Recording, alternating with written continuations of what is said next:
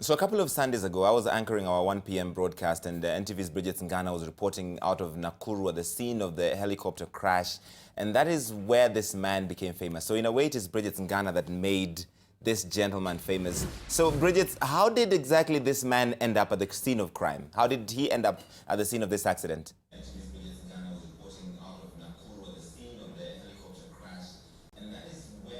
It was the second day of the search of the helicopter debris and the missing persons. And on this day, there wasn't any regulation in the number of persons getting access to the search station. And so at the time that we were going live on air, we were moving away from where the parts of the plane had been found.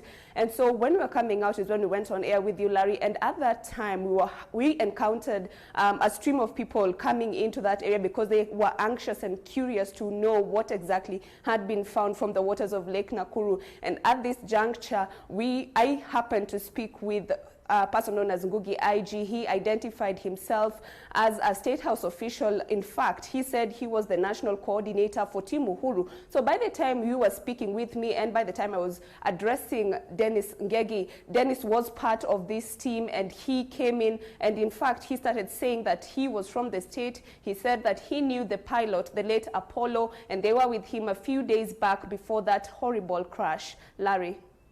Part of a group of mourners or a group of people who were there witnessing the accident, or did he stand out on his own? And did you actually pick him out, or did he come forward? Because you know some of these scenes, you see that one guy who really wants to speak to the press, who wants to be seen. Was he one of those?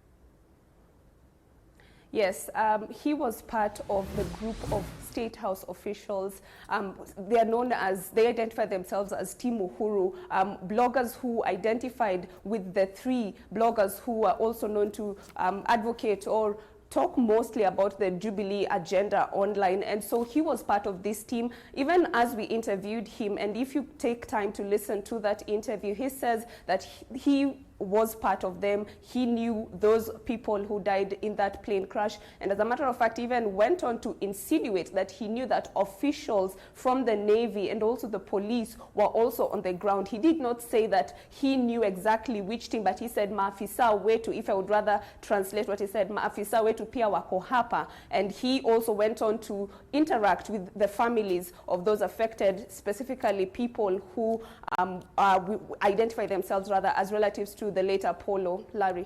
Okay, in fact, let's try and I want to play some of that sound for you right now, what he said at the time, because we know that one of the things he's been charged with is impersonation. But this is what he told Bridget on that day.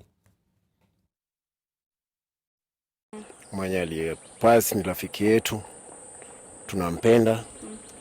And that's why I'm here. Na nimeshangaa yangu ni kuhusunika kwa mwenzangu kutuasha. Tulikuwa naye juzi, kaweza kutembea huku. Jana asubuhi ndio hiyo naye akatuasha. So yangu ni kuambia marafiki, majamaa wao wa familia, maofisa wetu wako hapa ndani kutoka kule Nairobi, watu kutoka kule Mombasa wamefika, na tunatarajia yale yamepatikana ama yale yaliyofanyika kwa mapenzi yake Mwenyezi Mungu. So Bridget, you did a very quick interview with him and then moved along rather fast. Did you suspect anything suspicious about him?